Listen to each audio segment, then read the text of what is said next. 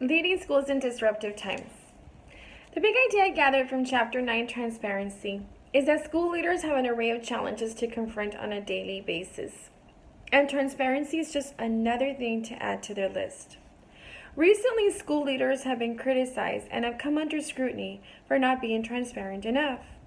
The challenge for school leaders living in this era of hyperchange is knowing how transparent one should be. And how can transparency be monitored effectively without misinforming or getting misconceptions? My aha moment came to me when I read that many parents and students now turn to Twitter and other social media platforms for vital school information. Thus, one person that came to mind was my school principal, who is constantly on Twitter relaying information to her followers that include teachers, students, and parents. This demonstrates one way she uses transparency in the era of hyperchange.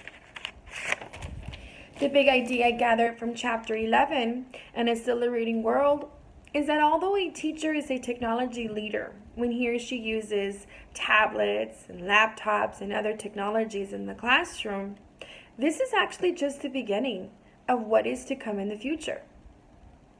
In the future, technology leaders will be incorporating virtual reality into their classrooms, use the cloud to store more information, blending learning through holograms, and use artificial intelligence to put together and tie in instruction.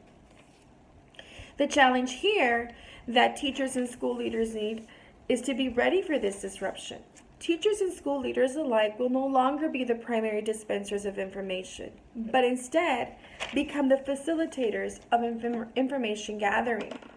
Thus, I'm a little skeptical for those teachers that are not taking the actions to adjust to these disruptions already. In truth, we've all spent decades, teachers, school leaders, and parents, trying to develop our schools for today. Now we must give them, the teachers, the school leaders, and even the parents, the tools to develop themselves emotionally for what is to come in this era of hyperchange.